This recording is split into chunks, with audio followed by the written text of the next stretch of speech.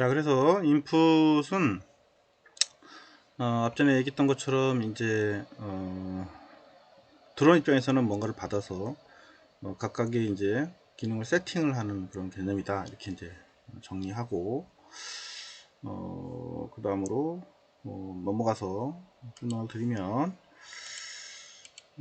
지금 우리 이제 아웃풋을 이제 볼 건데요. 인풋하고는 좀 개념이 다르죠. 인풋은 이제 드론 입장에서 입력을 받아서 뭔가 설정을 하고 제어를 하는 그런 용도인데요. 그 아웃풋은 이제 출력을 하는 개념을 이제 설명을 하려고 하는 거죠.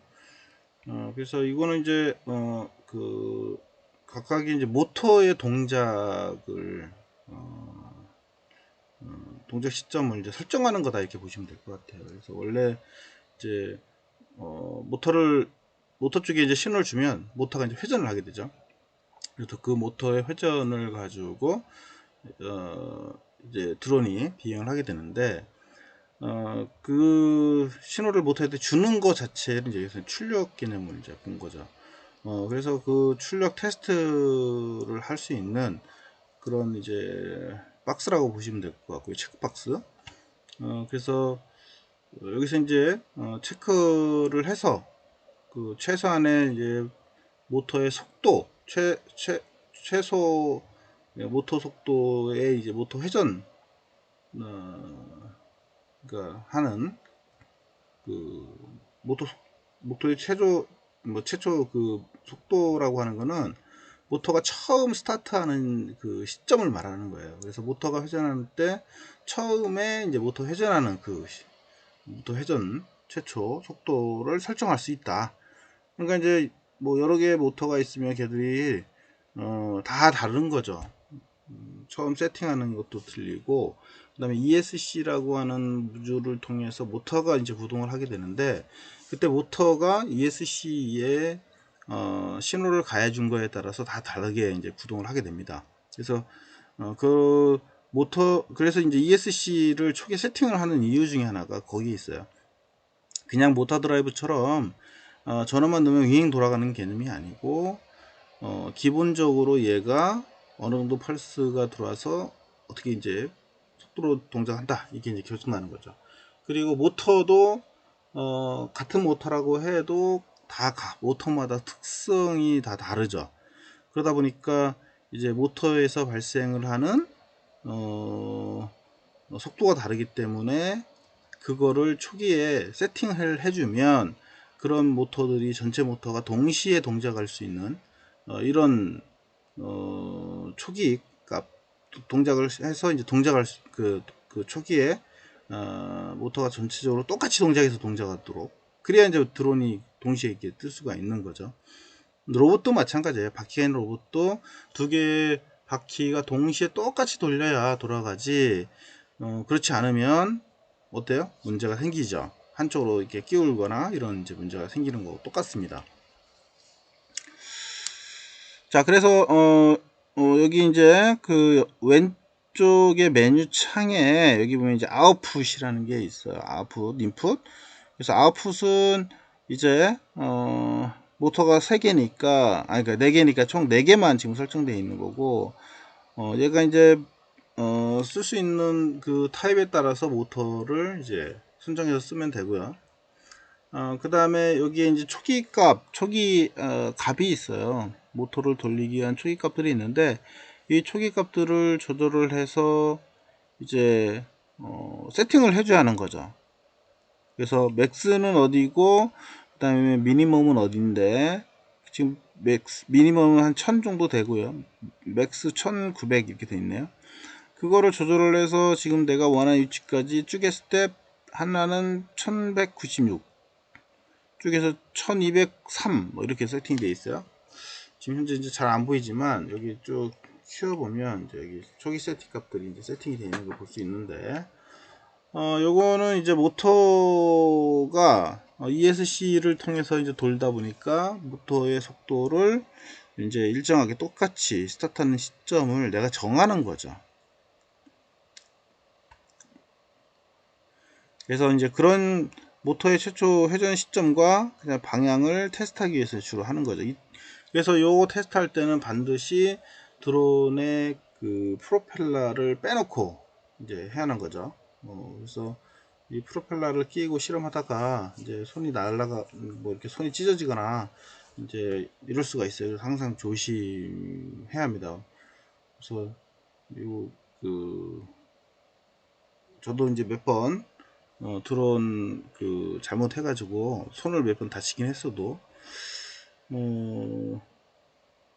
그 상당히 위험합니다. 드론 날은. 그래서 프로펠러를 시험할 때는 반드시 반드시 빼고 실험을 해야 한다는 것을 잊지 않았으면 좋겠고요. 그 다음에 끼고 실험할 때도 멀리 떨어져서 그 실험을 해야만 되고요.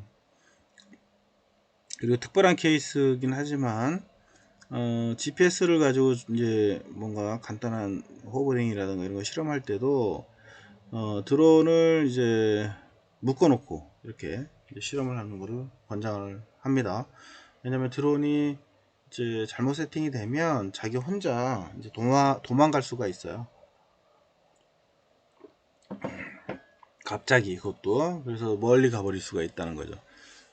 그런 경우는 드물긴 하지만 제가 드론을 처음 스타트할 때는 이제 그런 경우들이 좀 발생을 해서 조금 트라우마라는 게 좀 생겼어요. 그래서 드론 비행할 때 이제 GPS를 달아서 했는데 얘가 소프트웨어가 업그레이드가 잘못됐는지 날라서 이상한 데로 가버리려고 하더라고요. 그거는 이제 FC가 잘못 만들어져서 이제 그랬던 건데요. 어쨌거나 이제 요 FC가 이제 처음에 만들어질 때부터 잘 만들어져야 하고요. 그 다음에 드론 날릴 때도 항상 안전한 거를 기준으로 해서 설정을 잘 해야만 되니까 여러분들이 꼭 그거 하나는 좀 지켜야 한다는 걸 알아뒀으면 좋겠고요. 장난감 같은 경우는 그냥 쭉 날리는 것처럼 보이지만 그것도 사실은 다 세팅이 다 돼서 나오는 거거든요. 그 드론 하나 이렇게 비행시키는 것도 상당히 어려움이 있죠. 그죠? 그냥 뭐 단순하게 전원만 넣는다 해서 돌아가는 개념이 아니니까 우리가 그 드론 날릴 때는 내가 환경에 내 환경과 드론의 환경들을 감안해서 우리가 이제 조정을 해야 하기 때문에 초기 설정하는 것들이 좀 복잡한 형태로 되어 있어요. 그래서 드론 시작할 때는 그런 거를 감안하고 시작을 해야만 된다라고 하는 거를 알아뒀으면 좋겠고요. 여기 어쨌거나 이제 모터의 그 속도 설정하는 것이 나와 있으니까 꼭 이게 어떤 기능을 한다 이 개념은 좀 알아줬으면 좋겠어요. 그래서 얘를 쭉 돌리면 모터가 이제 회전을 해요. 그래서 쭉 더 올리면 막 더 빨리 회전을 하게 되죠. 그래서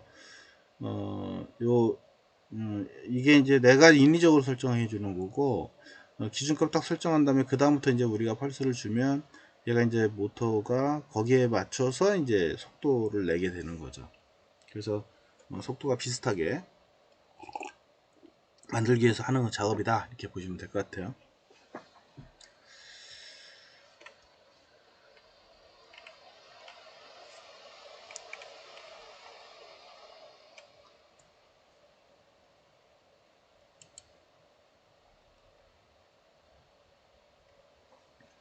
자, 그 다음에 GCS 개요 중에 이제 에티모드라고 우리가 얘기를 하는데 에티튜드 이건 이제 주로 이제 그 센서 내부에 이제 센서들이 들어가 있는데요. 드론의 센서들은 캘리브레이션을 이제 해야 합니다. 그래서 얘가 이제 어느 높이에 있는지 그 높이에 따라서 이제 정확하게 비행을 할 수 있는 이제 상태가 되는데, 주로 센서의 캘리브레이션을 해줘야 돼요. 그래서 내부에 이 드론의 이제 기압 센서라든가 위치를 지정하는 거, 그 다음에 뭐 서멀, 그 다음에 이제 엑셀로메터, 그 다음에 이제 매그네티드 메터, 이런 것들이 다 들어가 있어요. 그 다음에 이제 자이로, 기타 등등 이런 센서들이 들어가 있는데, 이런 센서들을 초기에 보정을 이제 해줘야 한다는 거죠. 그래서 처음에 보정을 하지 않으면 얘가 어디가 이제 기준인지를 모르게 되는 거죠. 그래서 모든 드론은 마찬가지입니다. 모든 드론은 각각의 센서들을 초기화하는, 그 다음에 세팅하는 이런 작업들이 포함이 되어 있다. GPS도 마찬가지예요. GPS에도 마찬가지고.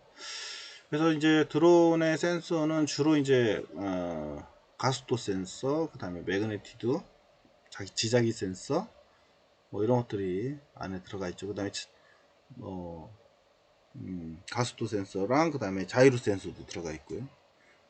서멀도 있어요. 서멀은 이제 온도의 그런 센서도 이제 안에 포함되기도 하고요.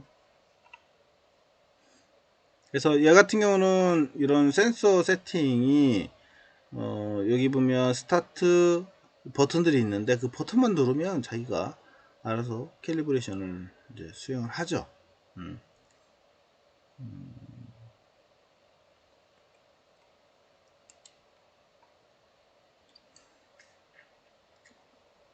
근데 여기 지금 있는 리베로 파일럿 같은 경우는 이 캘리브레이션이 그렇게 어렵지는 않습니다. 다른 거 같은 경우는 캘리브레이션이 상당히 복잡해요. 그나마 얘들은 조금 쉽게 되어져 있는데요.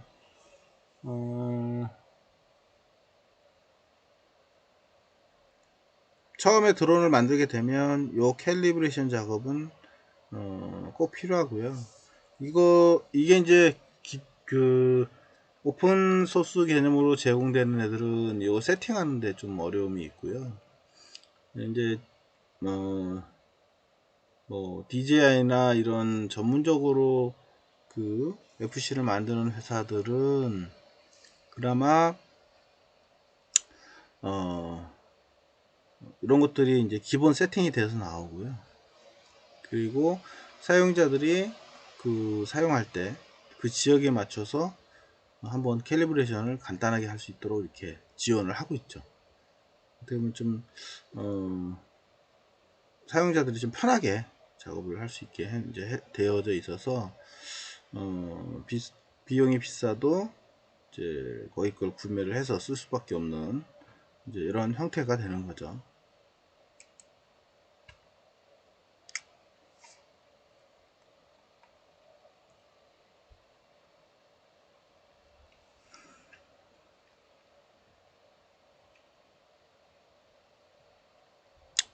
자, 그 다음에 스테빌라이제이션인데요. 그 비행 모드 수에 따라서 이제 뱅크 설정이 가능한데 이 안에 보면 왼쪽에 여기 보면 아웃풋, 그 다음에 여기 안에 있죠. 그리고 여기 이제 베이직에 뱅크 1번, 뱅크 3번 이렇게 이제 들어가 있고요.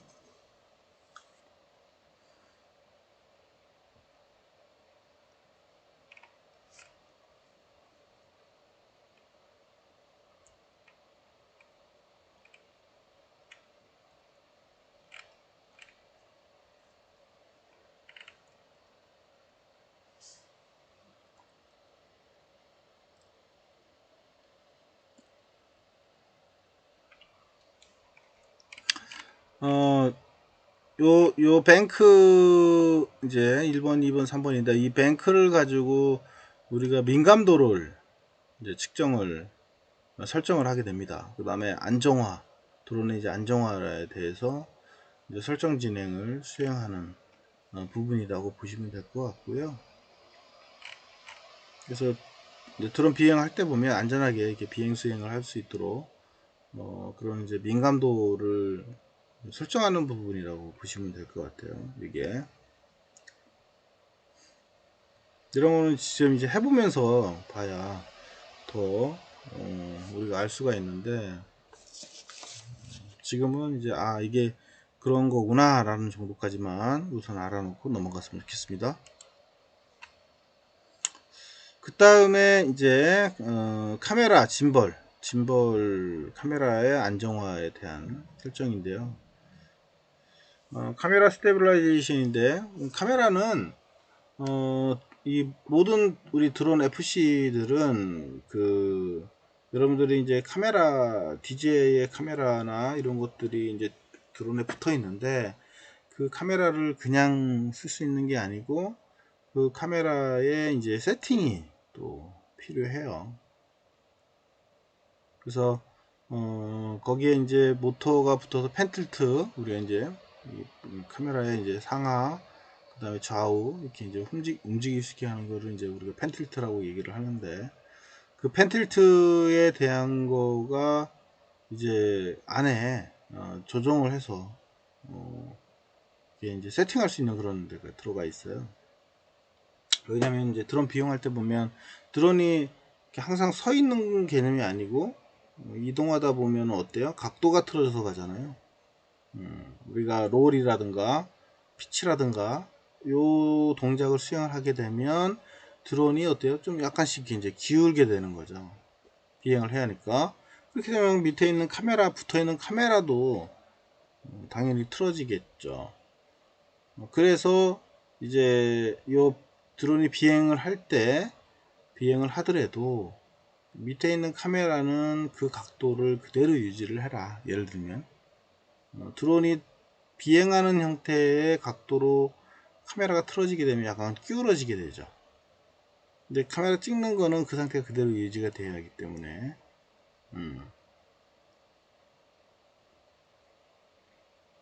그래서 그 카메라의 안정화에 대한 설정이 필요하다. 그 설정을 하는 부분이 이제 이 세션이라고 보시면 될 것 같아요.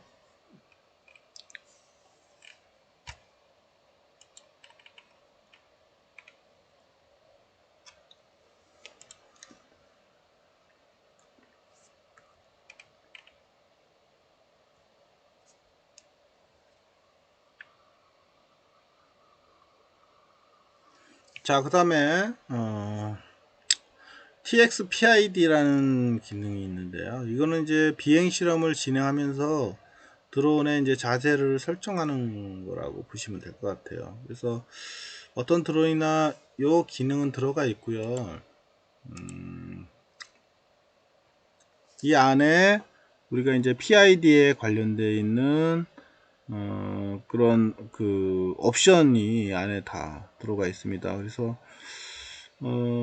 요 그 비행 시험을 하면서 이거는 이제 설정을 해야 하는 거고요. 그리고 거기에 이제 그 PID에 결국 PID는 이제 비례제어, 그다음 미분 적분 제어, 미분 제어 이렇게 제어를 하는 건데, 거기에 대한 팩터 값들이 있어요. 그 값들을 설정하는 거라고 보시면 돼요. 그래서 얘가 드론이 잘 안정적으로 비행을 할 수 있도록 하는 기능이 이제 PID 기능이라고 보시면 될 것 같고요. 그래서 센서하고 모터하고 연관관계를 통해서 드론이 안정적으로 이제 호버링을 하거나 비행을 할 수 있도록 세팅하는 그런 과정이라고 보시면 돼요. 그래서 이거는 드론 만드는 사람마다 기체마다 다 다르잖아요. 그러다 보니까 그 기체를 비행을 시켜보고, 만약에 얘가 이제 떤다든가 아니면 너무 떨거나 뭐 이렇게 할 수도 있잖아요. 떠는 방식도 뭐 다양할 거고, 그거는 분명히 뭔가 세팅이 잘못돼서 그런다는 거죠.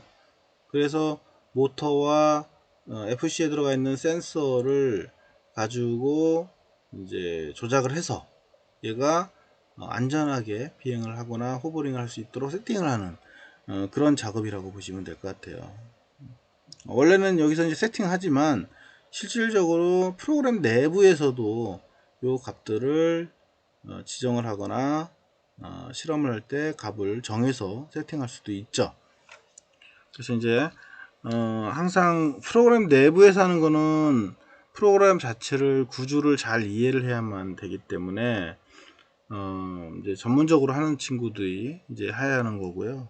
만약에 우리 같이 그냥 쓰는 사람 입장이라고 하면은 굳이 거기까지는 필요 없는 거죠. 지금 여기에서 해당하는 실험을 수행을 해서 각각의 값을 세팅만 해주면 되기 때문에 그리고 웬만한 드론에서는 요 PID 세팅되어져 있는 값을 갖다가 그대로 써도 돼요. 굳이 우리가 설정을 안 해도 얘는 기본 디폴트로 되어 있는 걸 가지고 쓸 수도 있더라. 그리고 어떤 프로그램은 요 값들이 디폴트로 되어져 있긴 하지만 비행하면서 그거를 계속 이제 실험을 하고 그때마다 저 값들을 자기 스스로 저장을 해놓고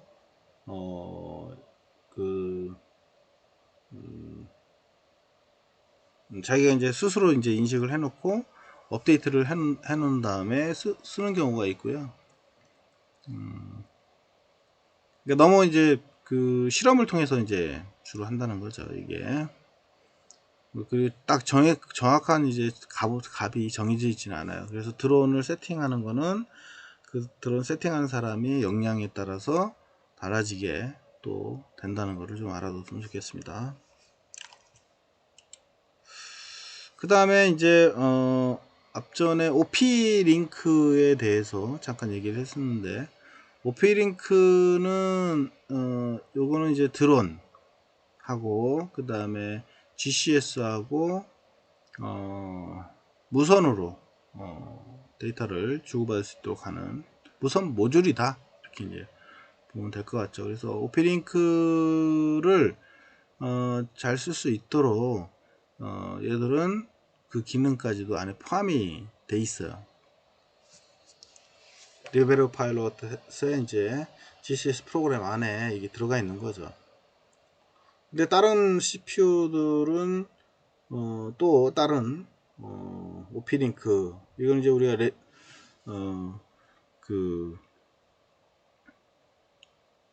무선 모듈 이렇게 이제 텔레메트리 이렇게 얘기를 하죠. 그래서 이제 400메가대 정도 주파수대를 쓰기도 하는데요. 어쨌거나 지금 여기서는 이제 OP-링크라고 하는 걸 붙어 있고 이제 다른 그 FC 제어보드에서는 아까 얘기했던 이제 텔레메트릭이라는 그런 용어를 쓰고 있다. 이렇게 이제 알아두시면 될 것 같습니다. 그래서 어쨌거나 이거를 OP-링크를 사용하려면 그거에 대한 설정, 그 다음에 모니터링 이런 것들이 이제 가능하도록 하는. 그래서 여기 이제 얘를 수행을 해보면 OP-링크에 대한 그 무선 모듈에 대한 이제 프로토콜이라든가 그 다음에 이제 통신을 할 수 있는 통신 이제 출력량이라든가 그 다음에 뭐 아이디라든가 이런 것들이 여기에 다 보이게 됩니다. 그리고 설정도 할 수 있고요. 근데 거의 건들 일은 없죠. 우리가 있는 거 그대로 쓰시면 되고요. 이제 바꾼다면 이제 송신과 수신부가 서로 페어링이 잘 맞아야 하고 그 다음에 페어링 마저도 그 안에서 또 돌아가는 것들이 유도리께 잘 맞아야 하기 때문에 그게 맞지 않으면 얘가 이제 동작을 제대로 안 할 수가 있게 되는 거죠. 그래서 그런 세팅 과정이 있다. 얘만 그런 게 아니고 모든 드론 세팅할 때 쓰는 무선 모듈은 기본적으로 세팅하는 기능이 들어가 있고요. 이거 세팅하는 방식이 모듈마다 틀리기 때문에 반드시 검토는 해야 한다. 이렇게 정의하고 넘어가도록 하겠습니다.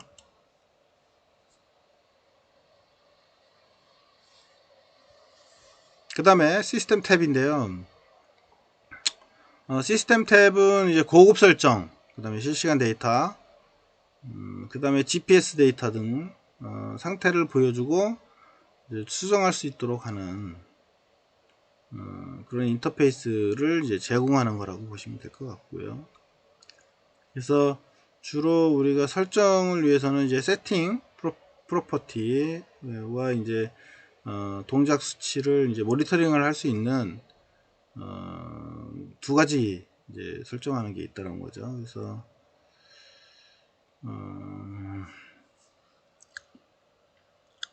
안에 보면 여기에 이제 NSWE 이렇게 이제 저 나침판 개념이 있고요.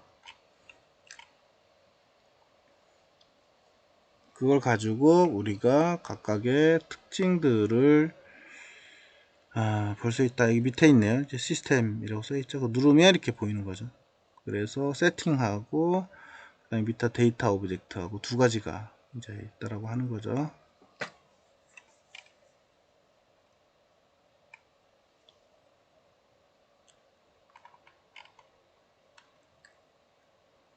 그 다음에 이제 스코프 탭이라는 게 있는데 이거는 이제 비행 컨트롤 데이터의 실시간으로 이제 그래프로 표시를 해주는 그런 역할을 한다. 그래서 자동 스케일링으로 인해서 이제 스코프가 작동하는 이제 시간이 길어질수록 스케일이 가늘어지고 값의 편차가 작아서 이제 문제가 발생해도 중요하지 않게 보일 수 있도록 이제 해야 한다는 거고요. 어쨌거나 얘는 비행 컨트롤 데이터에 이제 실시간 그래프를 표시하는 그런 용도로 쓴다. 뭐 이 정도까지만 알고 있으면 될 것 같아요. 그래서 그 안에 여기 보면은 이제 엑셀레토미터 그 상태 보는 것도 다 있고요. 그다음에 요도 있고, 그다음에 피치도 있고 이런 것들을 다 여기다 이제 표시를 하게 됩니다. 그래서 얘가 이제 실시간적으로 이렇게 보여지게 되는 거죠. 이런 식으로.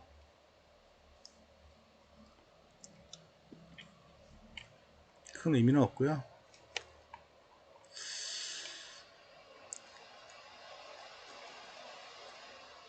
그 다음에 HITL 탭 이거는 이제 얘도 뭐 큰 의미는 없습니다. 이것도 뭐 우리가 자세히 볼 건 아니고요. 얘가 하는 거는 원격 측정 링크를 통해서 실행되는 실제 하드웨어의 비행 시뮬레이터 또는 컴퓨터에서 실행되고 있는 이제 가상 하드웨어의 비행 시뮬레이터 사이에 이제 다리 역할을 하는 인터페이스 중에 이제 하나다.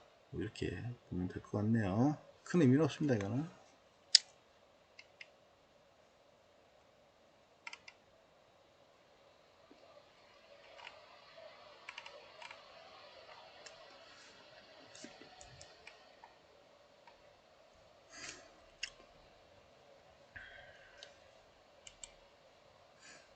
자, 그 다음에 이제 펌웨어 탭이 있는데요.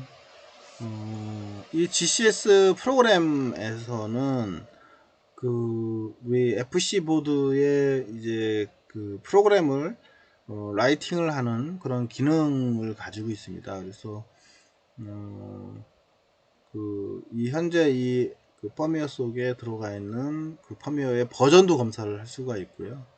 그 다음에 그 FC의 부트로드라든가 펌웨어를 업그레이드하는 그런 기능도 이 안에 프로그램에 같이 들어가 있다라고 하는 거죠.